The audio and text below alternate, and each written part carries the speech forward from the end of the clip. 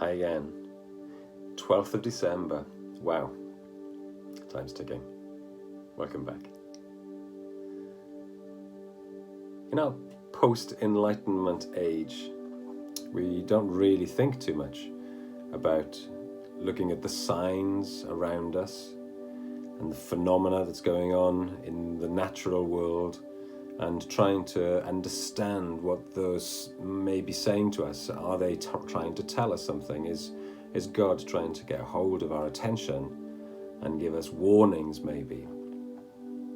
We tend these days to think very much of it just as a physical world, and it does what it does.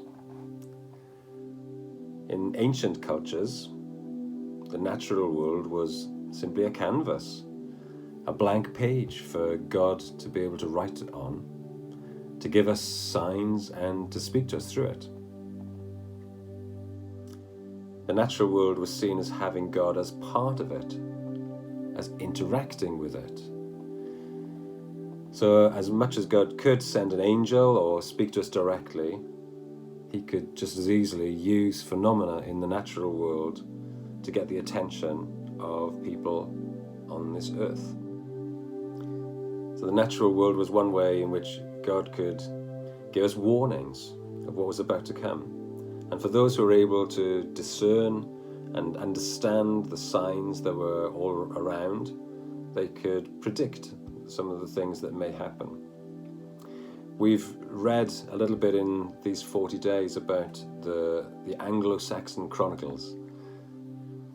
And there's a journal that is included there that talks about the warnings that were available to people before the Vikings ever landed in Britain. Of course, they landed in Lindisfarne, Holy Island. Let's read what it said. AD 793. This year came dreadful forewarnings over the land of the Northumbrians, terrifying the people most woefully. There were immense sheets of light rushing through the air, and whirlwinds, and fiery dragons flying across the firmament. These tremendous tokens were soon followed by a great famine, and not long after, on the 6th day before the Ides of January in the same year, the harrowing inroads of heathen men made lamentable havoc in the Church of God in Lindisfarne by rapine and slaughter. Seeger died on the 8th day before the calends of March.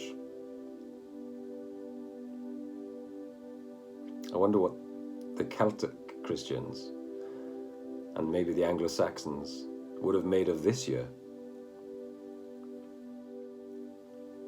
And in the same way, Jesus tells his disciples that there will be warnings before Christ returns, signs in the natural world, to give a pre-warning that Christ is about to come back.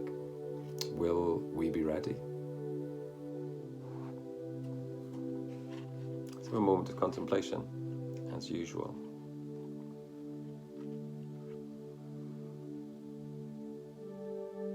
How do you view the natural world? Do you see it just as a physical place?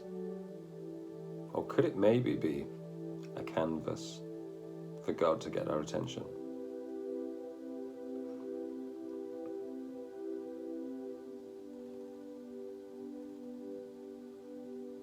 Maybe you do believe that God is in it. Maybe you struggle a little bit more to believe that he would actually use it to speak to you. Could he use it to warn us? Have you ever had the experience where something's happened in the natural world and it has been almost like a precursor, a warning of something that has then followed? What was that about?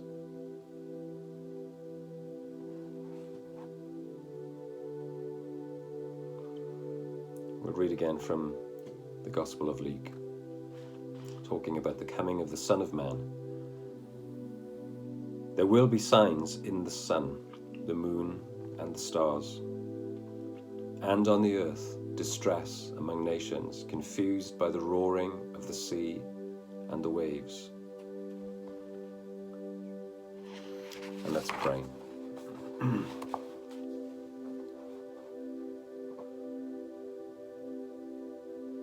Creator God, the God who interacts with your creation,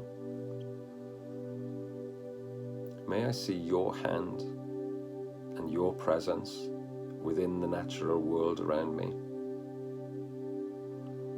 May I also be open to you using the natural world to speak to me and to send warnings and words to me so that I can know your guidance. And if in the tumultuous events of 2020 in the natural world, you're trying to get our attention, we give you our attention, Lord.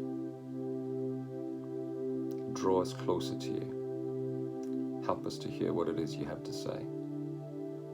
We're listening.